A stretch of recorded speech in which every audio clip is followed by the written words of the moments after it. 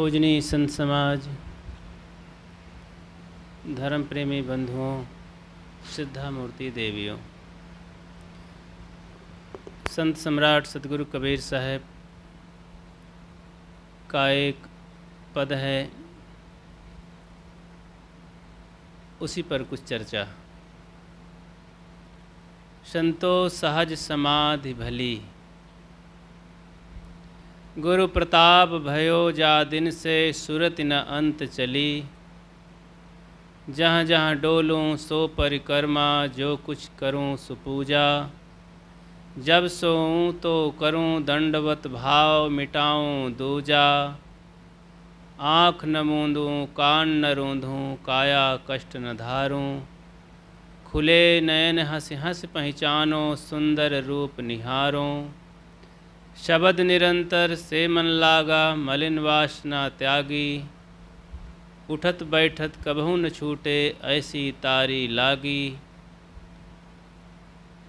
कहत कबीर सहज यह रहनी, सो प्रगट कर गाई। सुख दुख से एक परे परम पद, सो पद है सुखदाई। सतगुरु कबीर की सहज समाधि बहुत प्रसिद्ध है। असहज समाधि और सहज समाधि। सहज समाधि और असहज समाधि दोनों समाधियां की जाती हैं। सतगुरु कबीर सहज पर ज़्यादा जोर देते हैं। सहज जीवन, सहज ध्यान, सहज समाधि, सहज वातावरण,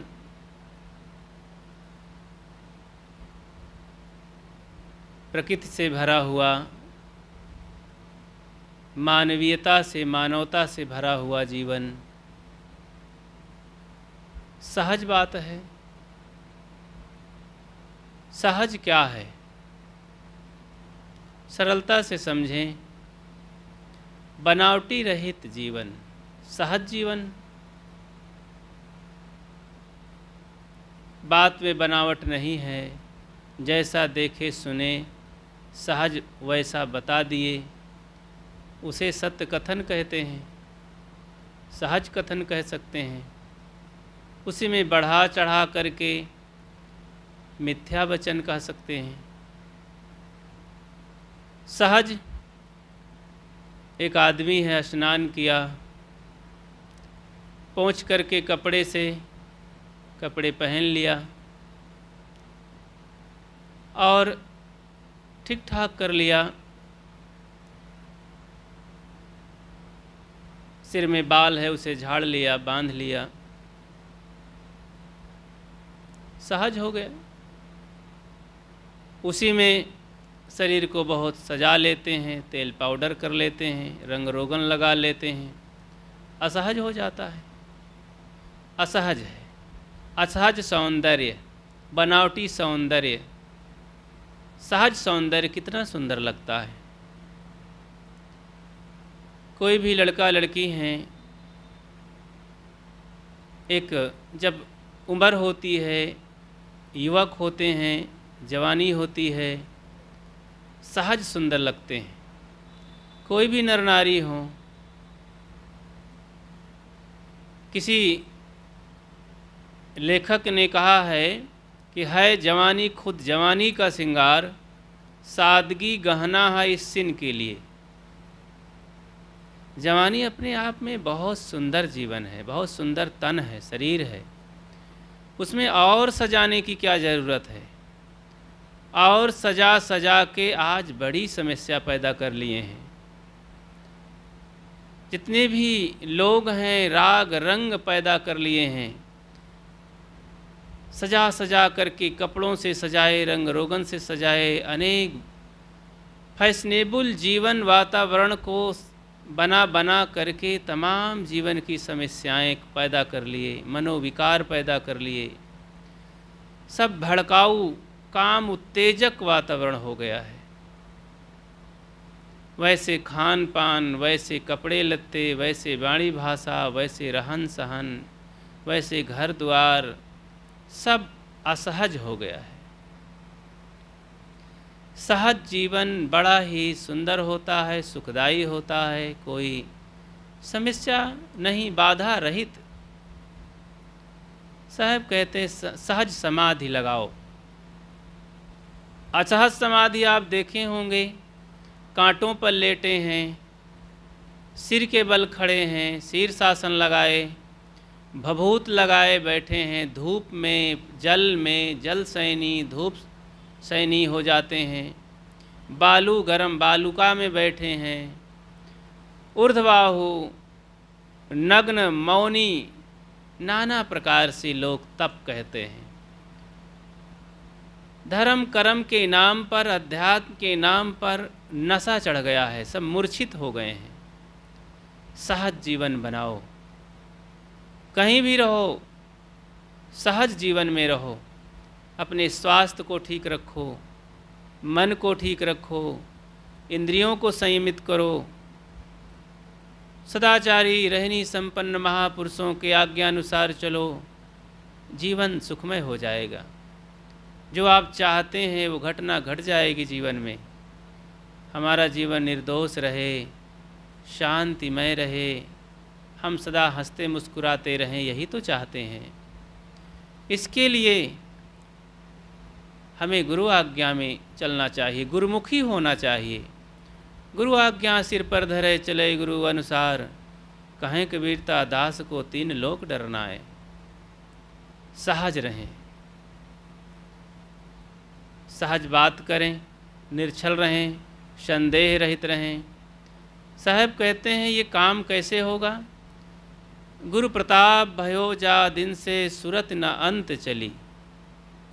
गुरु की कृपा हुई जब से जीवन में, उनका कृपा प्रसाद मिला, हमारा ये मन कहीं नहीं भटका, मन की वृत्तियाँ कहीं नहीं भटकी, गंदी जगहों में नहीं गई, कांटा खाई में नहीं भटकी, काम क्रोध लोभ मोह राग द्वेष वासनाओं में नहीं भटकी, सदा स्वस्थ रहीं, प्रसन्न रहीं। सत्संग में, अध्ययन में, ध्यान में, दान में, सुंदर सुंदर जहाँ से सुगंधि उत्पन्न होती है, इन बगीचों में जा जा करके ये मनोवृत्तियाँ रस लेती रहीं और जीव को सदा स्वस्थ बनाती रहीं। इसी में तन भी स्वस्थ रहा। ये गुरु की कृपा है। गुरु की कृपा से सत्संग मिलता है, गुरु की कृपा से जीवन सफल होता है, गुरु की कृपा से ही जीवन में पुण्य की संपत्ति इकट्ठा होती है। पुण्य पुंज बिन मिलहि न संता। फिर पुण्य की कमाई से हमें संत भी मिलते हैं, जिनमें जीवन में सब धार्मिक घटनाएं बहुत बड़े सौभाग्य से कई कई जन्मों का पुण्य है। सदगुरु अभिलाष देव ने कहा है, बहुत जन्म ते पुण्य उदय भयो, सदगुरु शरण भेटाना हो मेरो भाग जगी है। शरण मिले हैं गुरु ज्ञाना हो मेरो भाग जगी है। मेरी बहुत बड़ी भाग जगी है कि गुरु का शरण मिल गया है।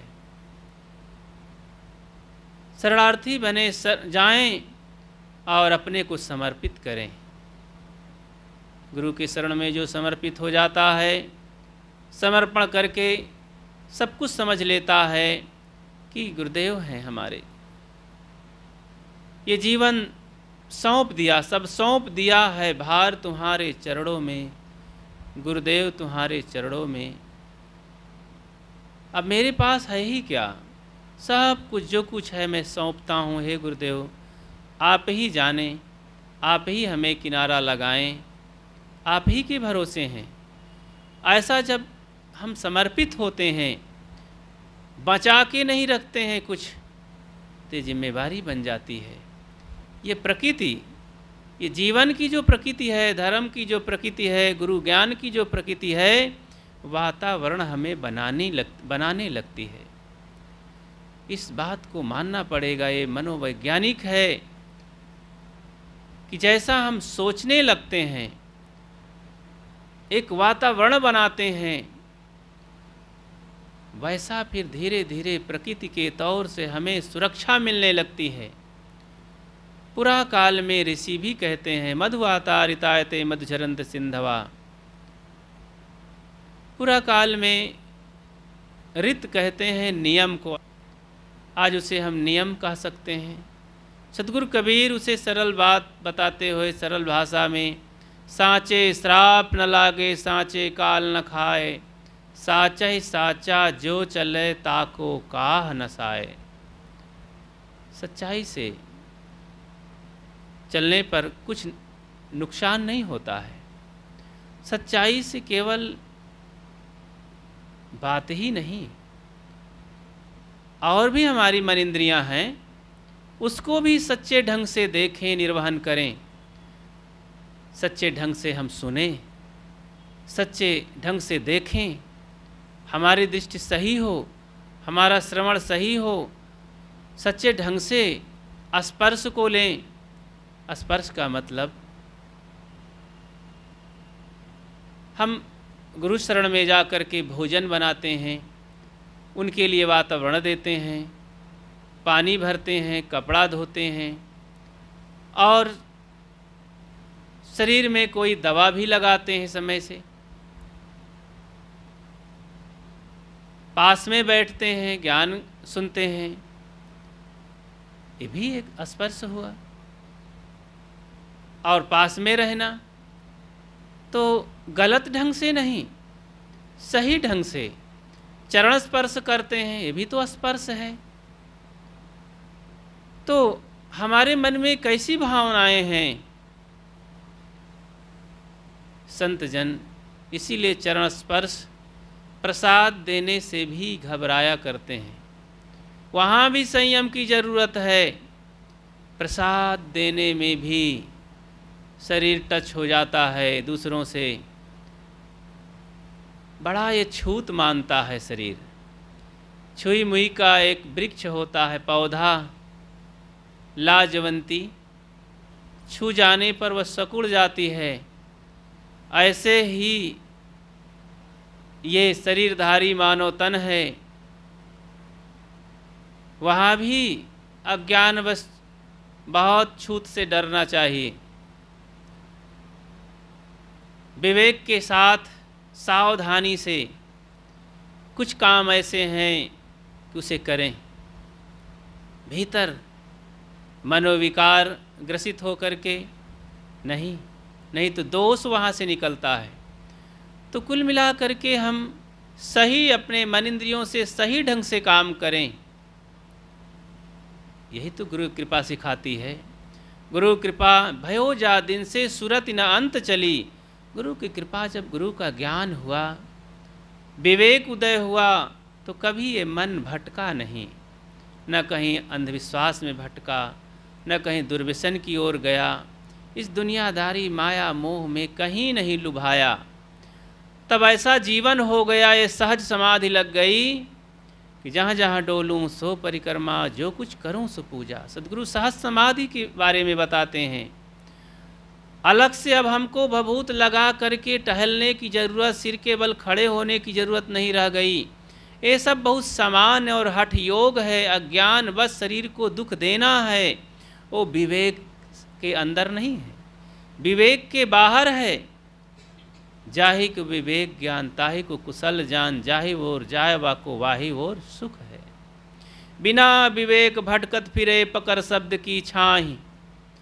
सतगुरु कबीर कहते हैं, बिना विवेक के संसार के लोग शब्दों की छाया पकड़ के भटक रहे हैं। जब गुरु की कृपा हुई, गुरु का ज्ञान जीवन में जागृत हुआ, तो जहाँ जहाँ हम डोलते हैं, चलते हैं, जो कुछ करते हैं, मानो परिक्रमा करते हैं।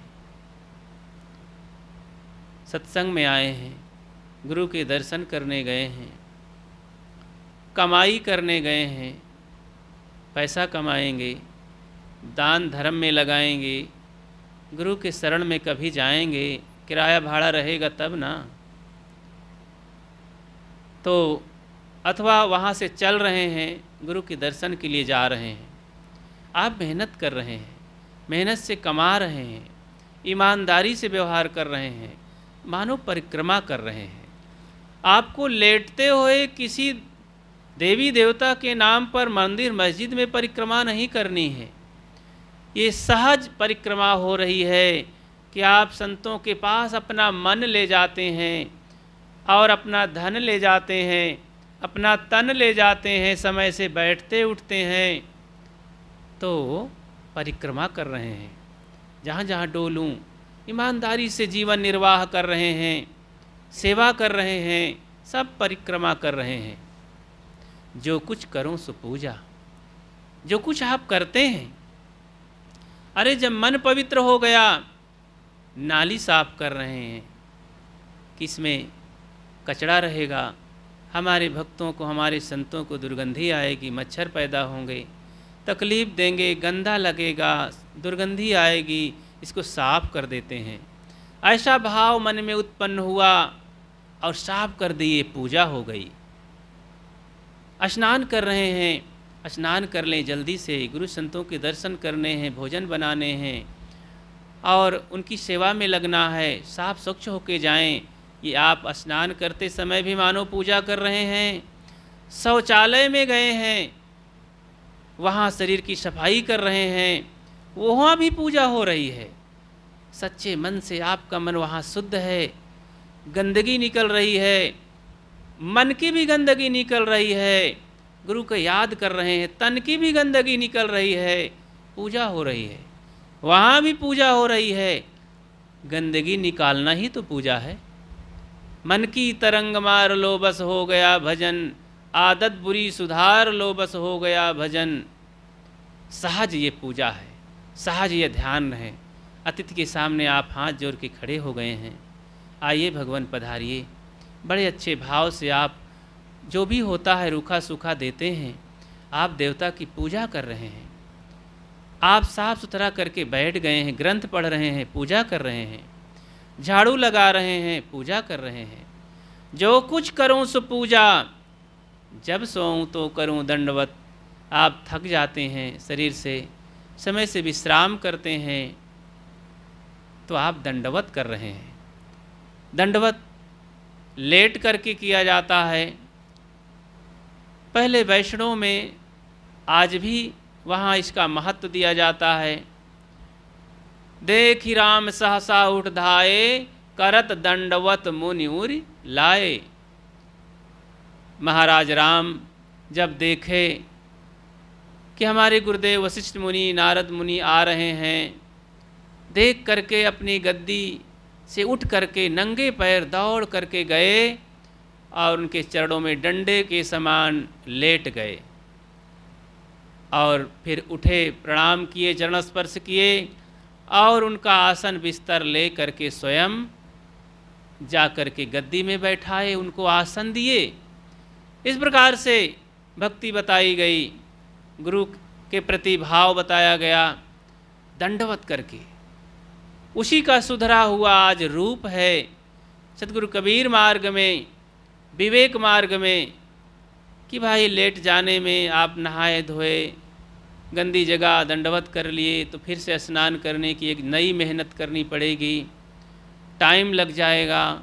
इसलिए उकड़ू बैठ करके अष्टांग दंडवत हो जाता है। वो 8 अंगों से, 6 अंगों से मानो प्रणाम करते हैं, आँखों से गुरुदेव का दर्शन करते हैं, अंजलि बांधते हैं, उकड़ू बैठते हैं, सिर झुकाते हैं, कमर से झुकते हैं।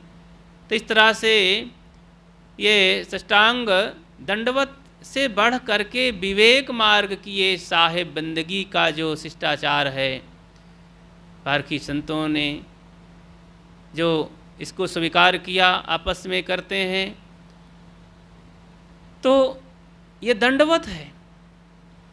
जब आप सोते हैं गुरु का स्मरण करके, सच्चे मन से, प्रसन्न मन से, दिन भर पवित्र जीवन जीते हुए विवेक ढंग से आप जब लेटते हैं बिस्तर पर, तो मानो दंडवत कर रहे हैं। जब सोऊं तो करूं दंडवत, भाव मिटाऊं दूजा। मन में जो कुभाव हैं, निरर्थक भाव हैं, उनको सब मिटा करके अपने गुरुदेव से क्षमा मांगते हुए, हे गुरुदेव, दिन भर में कोई भूल हो गई है तो मुझे क्षमा करिएगा। वो शक्ति प्रदान करें मुझे कि मैं फिर जीवित रहूं, फिर से मेरे लिए सुबह हो तो मैं आपके दर्शन कर सकूं और कुछ सेवा कर सकूं। बस यही एक मांग है। अब मैं सोने जा रहा हूँ, सिर झुका करके आप सो जाइए। सुबह जगेंगे, आपका मन मक्खन रहेगा, निदाग रहेगा, एकदम स्वस्थ, मुस्कुराते हुए ताजगी के साथ आप उठेंगे। गुरु कृपा से ऐसा होता है, गुरु ज्ञान से ऐसा जीवन में घटना घटती है। तब फिर आगे सद्गुरु कहते हैं, आँख न मूंदूं, कान न रूंधूं, काया कष्ट न धारूं। ये ऐसी पूजा मैंने अपनाया, ये सहज समाधि, सहज जीवन, सहज पूजा पाठ, अब मुझे आँख मूंदने की ज़रूरत नहीं पड़ रही है। मैं सहज सबका दर्शन कर रहा हूँ, कान बंद नहीं करता हूँ, सहज सत्संग में सुन रहा हूँ। ये सहज ध्यान के बारे में गुरुदेव ने यहाँ बताया। समय से उनकी वाणी में सघन ध्यान भी बताया जाता है। वे अलग से इस पर चर्चा किए हैं। कोई कह सकता है कि साहब आप तो ऐसा बता रहे हैं, आँख मूंद के ध्यान करा रहे हैं। साहब ने तो कहा आँख में मूंदता ही नहीं हूँ, चलते फिरते घूमते टहलते ध्यान हो जाता है, समाधि लग जाती है। ये व्यवहार काल का ध्यान है। जब आप अपने घर गृहस्थी में, समाज में, कहीं व्यवहार में रहते हैं तो सहज समाधि में रहिए। चलते फिरते पूजा पाठ हो जाता है, सहज मन प्रसन्न रहता है। लेकिन जब आप समय से सघन में, वैश्विक ध्यान में रहें, परमार्थ में, अध्यात्म की गहराई में जाएं, तो वहाँ फिर मन मस्त हुआ तब क्या बोले। हीरा पायो गांठ गठियायो, बार बार वाको क्यों खोले। बाहर फिर ये सब करने की ज़रूरत नहीं है, बोलने की ज़रूरत नहीं है, तौलने की ज़रूरत नहीं है। बाहर नैना क्यों खोले, तेरा साहेब है घट भीतर, बाहर नैना क्यों खोले। जब भीतर ही साहेब का पता लग गया, आत्मदर्शन हो गया, तो बाहर क्यों आँख खोलना है, देखना है टकर टकर। ये भी बात है। ये क्या है? ये आध्यात्मिक आंतरिक भजन है, ध्यान है। स्वरूप में जा कर के ठहरना है, वहाँ बाहर की सब इंद्रियां बंद कर लेना है। जब दरवाजे बंद हो जाएंगे तब भीतर भीतर काम चालू होता है। बाहर दरवाजे खुले रहते हैं तो कोई आ सकते हैं अचानक। हमारी आँखें खुली हैं, हमारी मनोवृत्ति हट सकती है, विचलित हो सकती है। इसलिए आँख मूंदो, भीतर का दर्शन करो। तो साहब यहाँ व्यवहारिक ध्यान, सहज ध्यान बताते हैं कि आँख मूंदने की ज़रूरत नहीं है। आँख न मूंदूं, कान न रूंधूं, काया कष्ट न धारूं। साहब मानो उन पर व्यंग भी करते हैं कि जो लोग आँख कान मूंद करके और सहज कल्पना के भगवान को पाना चाहते हैं, उन देवी देवताओं का सुमरण करते हैं और परोक्ष उपासना में सारी जिंदगी बिता डालते हैं, उन्हें तनिक भी लाभ नहीं होता है। वैसे ही उनकी आदत बनी रहती है, वैसे ही दुर्व्यसन में पड़े हैं, वैसे खान पान में पड़े हैं, वैसी इच्छाओं के बहाव में पड़े हुए हैं। उनका सारा व्यवहार सब गड़बड़ है, दूषित है, प्रदूषित है। क्षण क्षण काम क्रोध लोभ मोह के शिकार हो जाते हैं। कई बार लोग कहा करते हैं, घर की पति पत्नी है तो पत्नी ही कहती है, महाराज ये देखो बहुत पूजा करते हैं, मंदिर में जाते हैं, लेकिन गाली देते हैं, बेईमानी कर लेते हैं, खेत में नुकसान कर देते हैं दूसरे का, दूसरे के पैसों की बेईमानी कर लेते हैं और दया नहीं है इनको जरा भी। ये क्या पूजा पाठ करते हैं? तो बात तो कुछ सही ही है। क्या मतलब हुआ? पूजा पाठ करने का यही मतलब हुआ, घंटों मंदिर में जा कर के बैठने का और अक्षत लड्डू चढ़ाने का मतलब यही हुआ कि आपके मन में परिवर्तन हो, आपका जीवन बोलता हो, दिखाई देता हो कि हाँ वास्तव में आप पुजारी हैं, वास्तव में आप भक्त हैं।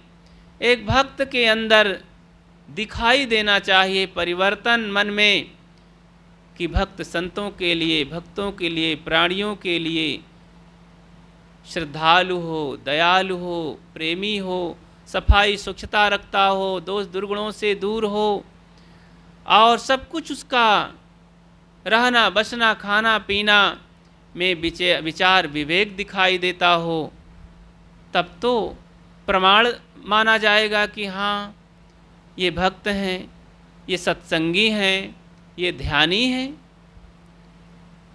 एक परिवार में गया, ध्यान करते थे उनके पति जा कर के शिविर में।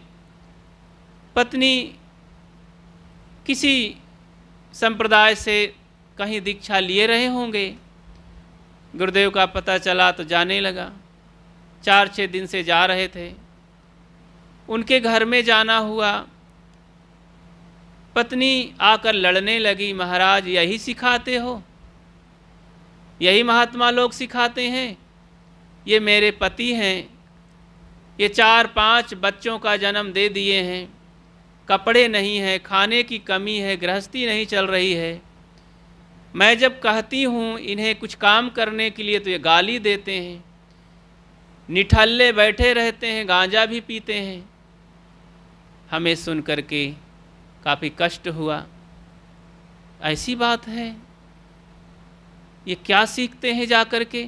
संतों की बदनामी करते हैं, अपने जीवन में कोई सुधार नहीं लाते हैं। हमें बुला लाए हैं अपने घर में यही सुनाने के लिए।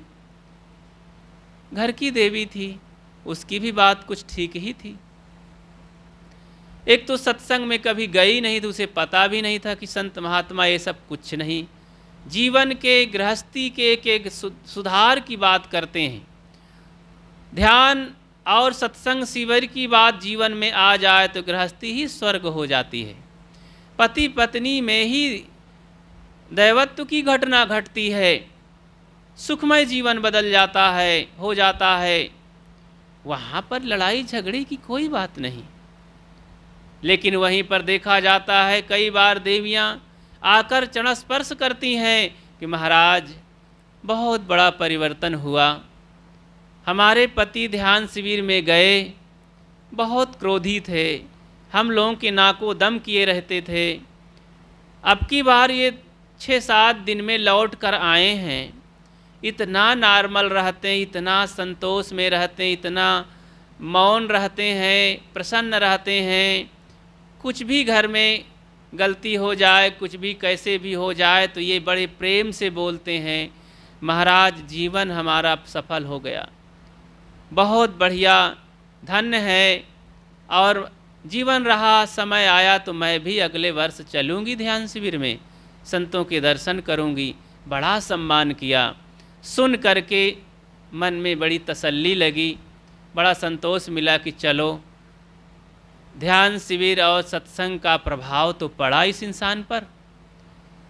तो जीवन में परिवर्तन ही का नाम तो जीवन है। जैसे कि तैसे हम बने रहे, कोई मतलब नहीं हुआ। क्या मतलब हुआ दीक्षा लेना, कंठी पहनना, शिविर में जाना, सत्संग करना, पूजा करना? बदलाव होने चाहिए। सद्गुरु कहते हैं कि आप जब डोलते हैं, चलते हैं तो पूजा पाठ दंडवत हो जाता है, अलग से अब आँख मूंदने की ज़रूरत नहीं। अरे ये नर नारी, ये प्राणी जगत सब देवी देवता हैं। अब आँख कान मूंद करने की, कल्पना करने की ज़रूरत नहीं है कि कोई आकाश में परमात्मा है और वो झरोखे से देख रहा है, वो सुख देगा और कब दर्शन देंगे हे प्रभु, ये प्रतीक्षा करने की, आशा करने की ज़रूरत नहीं है। स्वयं दर्शन करो, भगवान भगवती का दर्शन हो रहे हैं। खुले नयन हंस पहचानो, आँख खोल करके प्रसन्नता से इनका दर्शन करो। कितने सुंदर नर नारी, कितनी सुंदर मूर्तियाँ हैं। इधर पुरुष बैठे हैं देवता, इधर देवियाँ हैं। इससे अच्छी मूर्ति कहाँ मिलेगी? इन मूर्तियों से बोलो तो बोलते हैं, खिलाओ तो खाते हैं, हंसाओ तो हंसते हैं, ये सेवा भी करते हैं। कितनी सुंदर मूर्तियाँ हैं ये, जागृत मूर्तियाँ, सेवा परायण मूर्तियाँ, जीती जागती मूर्तियाँ, हंसती मुस्कुराती मूर्तियाँ अलग मिट्टी पत्थर में कहाँ मिलेंगी? कैसा दिल दिमाग हो गया है लोगों का कि वर्तमान में मनुष्यों में, प्राणियों में देवी देवता दिखाई नहीं देता है। मिट्टी, पत्थर, कागज के फोटो, मूर्तियों में जाकर के प्रार्थना करता है, गिड़गिड़ाता है, वहाँ भगवान मान लेता है। लेकिन मनुष्यों में भगवान नहीं मानता, प्राणियों में भगवान नहीं मानता। ये बुद्धि का दिवाला निकल जाना है। साहब कहते हैं सहज समाधि भली। सहज समाधि में रहो, सहज व्यवहार करो, विवेक के साथ जियो, जीवन चमक जाएगा, जीवन सुखमय हो जाएगा, जीवन कृतार्थ रूप हो जाएगा। तो आँख कान मूंदने की जरूरत नहीं, स्वयं दर्शन करो। खुले नयन हंस पहचानो, सुंदर रूप निहारो, शब्द निरंतर से मन लागा, मलिन वासना त्यागी। शब्द निरंतर मनवा राता, मलिन वासना त्यागी, उठत बैठत कबहू न छूटे। निरंतर शब्द, ज्ञान का शब्द, विवेक जागृत हो गया। मैं हूँ, मैं अजर अमर अविनाशी हूँ, हर समय चल रहा है। सोचो सौभाग्य से जो गुरु विमुख लोग हैं, जिनके जीवन में भक्ति नहीं, विवेक नहीं, विचार नहीं, सत्संग नहीं, क्या कभी इस भाव को सपने में याद करते हैं? 24 घंटे होते हैं, मैं घंटा नहीं, मिनट नहीं, सेकंड में भी कभी मैं हूँ आत्मज्ञान का एहसास करते हैं? साल में नहीं, महीना में, कोई सप्ताह में, कोई दिन में, दिन के कोई सेकंड में करते हैं? नहीं करते हैं। लेकिन विवेकी पार के संतों में आया हुआ कोई भी नर नारी कितना भी बिगड़ा हुआ हो, मांस मदिरा से हट गया, अनेक दुर्व्यसन, नशा से, गलत खान पान से हट गया, बहुत कुछ उसका अंधविश्वास निकल गया, गुरु का दर्शन सहज पाता है, उनकी बातों में जीता है, विवेक की बातें सुनता है, बहुत कुछ चीज़ों से मुक्त हो गया, बहुत सारी समस्याओं से मुक्त हो गया है, उसकी बहुत सारी रस्सियाँ कट गई हैं। थोड़े दिन का भक्त है, गुरु की शरण में आ गया है, थोड़े दिन में कितना मुक्त हो गया है। रात दिन उसके भीतर चल रहे हैं, मैं हूँ, सद्गुरु की याद करता है, सद्गुरु ने हमें क्या बताया है, उसकी याद आ जाती है। मुझे झूठ नहीं बोलना चाहिए, मुझे ईमानदारी से रहना चाहिए, मुझे दुर्व्यसन नहीं करना चाहिए, बाहर कहीं परमात्मा नहीं है, मैं ही परमात्मा हूँ। अपने दिल में दिखता है वो, हृदय बसे ते ही राम न जाना, ये गुरुदेव का वचन है। इस तरह बार बार उठते बैठते चलते नहीं याद करता है हर मिनट, तो घंटे में ही सही, घंटे में नहीं याद करता तो 4 घंटे में ही सही, 4 घंटे में नहीं याद करता शाम सुबह याद तो करता है। गुरु की विवेकपूर्ण बातें, आदेश, अनुशासन को याद कर लेता है। कितना हम ऊपर उठ गए हैं। कई बार ऐसा होता था, आज से 30-40 साल पहले, जब विद्यार्थी जीवन में था, 40 साल पहले, 10-12-15 साल की उम्र थी, तो उस समय साइकिल चलाते चलाते कई बार ध्यानस्थ होता था, गुरुदेव की याद करते करते, जाप करते करते ही यात्रा कर लेता था। स्कूल पहुँचते पहुँचते 20-25 बार संत गुरुजनों का स्मरण होता था और कई दोष दुर्गुणों से बचने का प्रयास और सद्गुणों की याद कर लेता था। आज याद आती है वो बातें, ये सब गुरुदेव की कृपा ही थी। बचपन से संत गुरुजनों की छत्र छाया न मिली होती तो यह ज्ञान की धारा कहाँ से मिलती, कहाँ से प्रवाहित होती। इधर संत गुरुजनों के शरण में आकर के सघन ध्यान शिविरों और गुरुजनों के दर्शन करके तब तो फिर कहीं भटकाव रहा, शंका शिकवा रहा ही नहीं गया। दृष्टा भाव, साक्षी भाव, और स्वरूप भाव में ही तद्गत हो करके आत्मलाभ लेते रहे। और जब तक जीवन है कहीं अलग से भटकने की ज़रूरत नहीं, बस हृदय में ही डुबकी लगाते रहो, स्वरूप भाव में मग्न रहो, व्यवहार काल में सहज जीवन जीते रहो, सहज सेवा करते रहो, आनंद ही आनंद है। तो शब्द निरंतर मनवाराता मलिन वासना त्यागी, निरंतर शब्द, ये गुरु के शब्द चलते रहने चाहिए, इसी में मन लीन रहे और तमाम इधर उधर की वृत्तियां मन में ना आए, ये माया मोह जाल प्रपंच उलझन मन में ना हमें परेशान करे। जब इस तरह से मन परिपक्व हो जाता है, मन साफ हो जाता है, अरे दर्शन को दिल चाहिए तो दर्पण मांझत रहिए। मन रूपी दर्पण जब साफ स्वच्छ हो जाता है गुरु ज्ञान में, तब फिर और कोई बवाल नहीं रहता है, समस्या नहीं रहती है। बस यही धारा चलती है, निरंतर ज्ञान के शब्द चलते हैं, विवेक के शब्द चलते हैं, स्वरूप भाव बना रहता है। व्यवहार काल में भी कहीं अनर्गल बातें नहीं आती हैं, सहज, उसे कहाँ इधर उधर भटकने की ज़रूरत है। तिलक चंदन जटा जोट भभूत और कहाँ राम नामी चादर ओढ़ करके गंगा जमुना तीर्थरात प्रयाग धाम में जा करके भटकने की कोई ज़रूरत नहीं है, तिलक छापा लगाने की कोई ज़रूरत नहीं। सब कार्य उसका पूजा हो गया, सब कार्य धर्म हो गया, सब आनंद ही आनंद, बसे आनंद अटारी। तो शब्द निरंतर मनवाराता मलिन वासना त्यागी, ये जो मलिन गंदी वासनाएं हैं मन में तमाम जो वृत्तियां हैं उसको त्याग दिया गया। अब वो गंदी मक्खियां जो थी सब उड़ गईं, अब मधुमक्खियां आ गईं, अब शहद बनाना चालू कर दिया।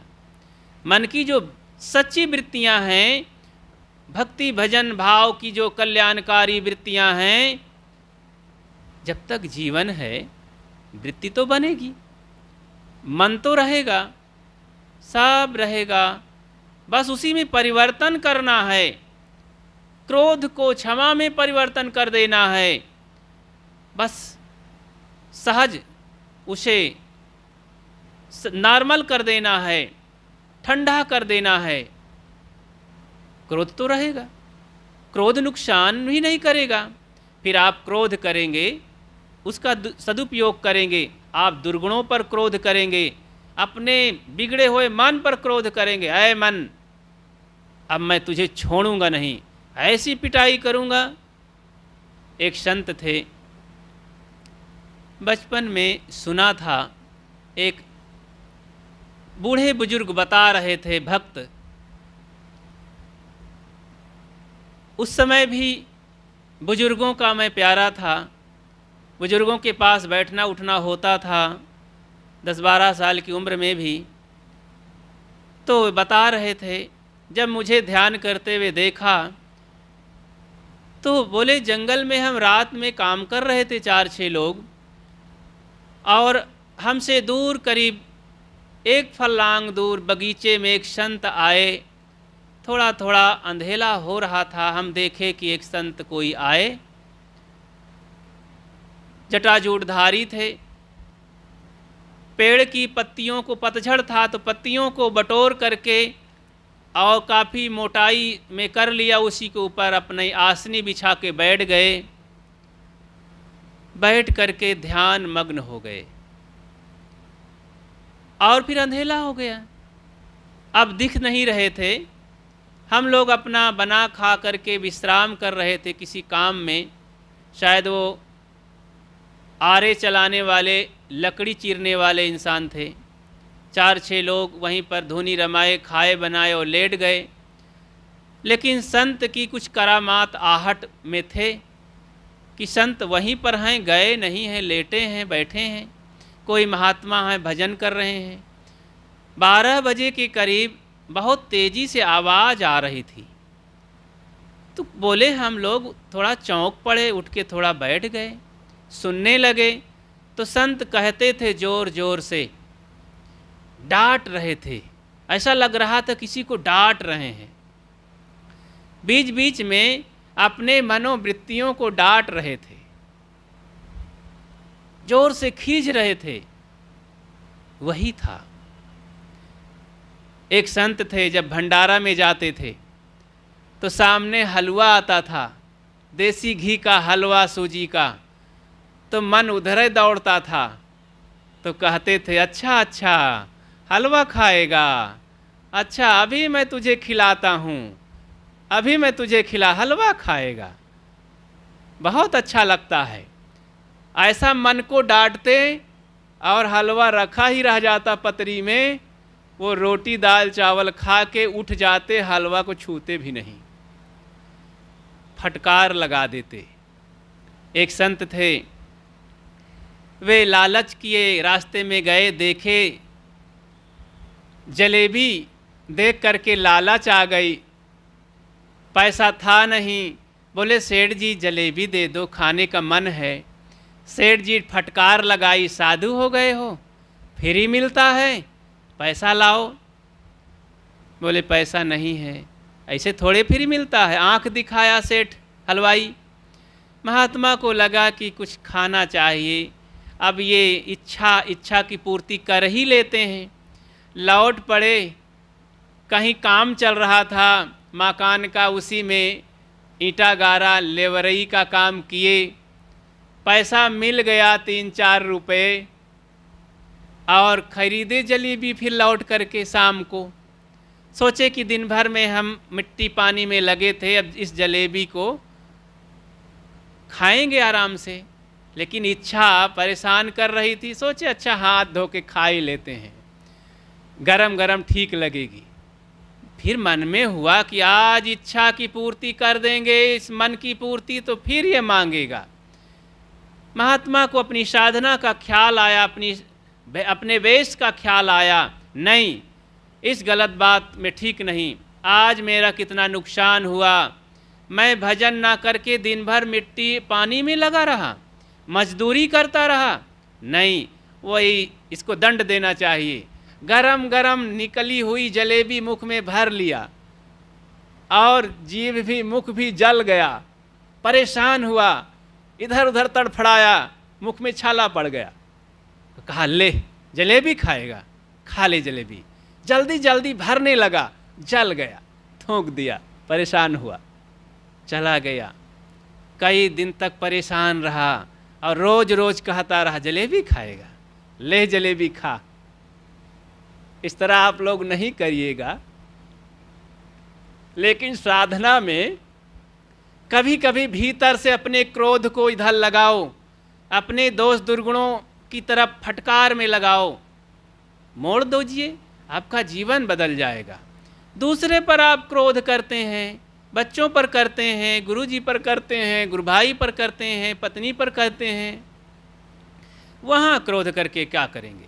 वहाँ तो मीठा बोलें, वहाँ तो क्षमा करें, वहाँ तो दया करें, वहाँ तो श्रद्धा करें। अपने पर क्रोध करना है तो करो कि मैं इतने दिन से भक्त हो गया हूँ, गुरु के मार्ग में चल रहा हूँ, हीरा कंठी पहना हूँ, धार्मिक कहलाता हूँ, फिर भी मेरे में दोष क्यों है? फटकारो अपने को, धिक्कारो अपने को। देखो ये क्रोध तो हमारा गुरु का काम कर देगा, महान सद्गुणी हो जाएगा मानो। तो अपने अंदर जो भी ऐसा है, मोह करना है, गुरु संतों की तरफ मोह न कर लीजिए, सद्गुणों को मोह कर लीजिए। हे संतोष देवता, हे क्षमा दया, मैं तुमको छोड़ूंगा नहीं, भूख प्यास सह लूँगा पर तुम्हारे साथ रहूँगा। गुरु संतों को रात दिन याद करिए। कहीं भी दर्द करता हो, लेकिन कहीं भी कुछ घटना घट जाए, लेकिन उधर मोह लगाए रखिए। नुकसान सह करके गुरु संतों को न छोड़िए। महान धन है, जैसे कि हीरों की बनी हुई जो मड़ियाँ होती हैं और जंजीरें होती हैं, मालाएं होते हैं, वे अगर टूट के गिर जाएं तो क्या आप उसे छोड़ते हैं? माता पिता गुरुजन कभी टूट जाएं कुछ कारण से तो छोड़ना नहीं चाहिए, 1000 बार नमन करके उनको मना लेना चाहिए, प्रार्थना करके, उनके चरण स्पर्श करके, उनसे दूर नहीं होना चाहिए। साहब कहते हैं इसलिए ऐसी तारी लगना चाहिए। कहत कबीर सहज है आनी सो प्रगट कर गाई। सदगुरु कबीर कहते हैं मैंने सहज बात बताया कि सहज जीवन सद्गुणों में जियो, संतों से प्रेम रखो, व्यवहार रखो, परिजनों में, समाज में जियो पर दया रखो। तो इस तरह से आप चलते फिरते उठते बैठते मानो भजन कर रहे हैं। मैंने ये सहज बात आप सबके बीच में कह दी। सदगुरु कबीर का ये वचन है। कहत कबीर सहज यह रहनी, ये सहज रहनी है, ये कोई असहज नहीं है। आपको कहीं और ढूंढना नहीं है। आप गरीब हैं, आप दुखी हैं, आपके पास कपड़े कम हैं, भोजन कम है, बाग में बैठे हैं, चल रहे हैं, हर जगह भजन कर सकते हैं। सहज भजन, सहज समाधि लग जाएगी। मैंने इसको प्रकट किया सामने। सदगुरु कबीर कहते हैं मैंने बताया सुख दुख से परे परम पद। ये जो पद है स्वरूप पद, आत्म पद, शांति पद, ये दुख सुख से बहुत दूर है, अलग है। ये प्रपंच में नहीं है, ये तमाम मनोविकारों के उलझन में नहीं है, ये संसार के उलझनों में प्रपंचों में नहीं है, बाल खेल में नहीं मिले गए। ये दुख सुख से परे परम पद है, आत्म पद, शांति पद। और इस पद की प्राप्ति को प्राप्त होवें और सदा सहज समाधि में रहें, आनंद ही आनंद है। तो मैंने आप सबके बीच में इस पद को कहा। संतो सहज समाधि भली, गुरु प्रताप भयो जा दिन से सुरति न अंत चली। जहाँ जहाँ डोलूँ सो परिक्रमा, जो कुछ करूँ सो पूजा।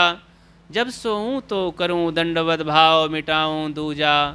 आँख न मूंदूँ कान न रूंधूँ, काया कष्ट न धारूँ। खुले नयन हंस हंस पहचानो, सुंदर रूप निहारों।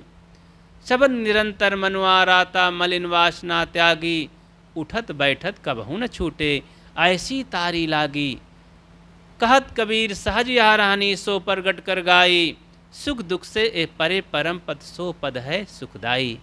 इतना ही कहकर अपनी बात को विराम देता हूँ और आप सब कुछ मिनट के लिए ध्यानस्थ हो जाएं।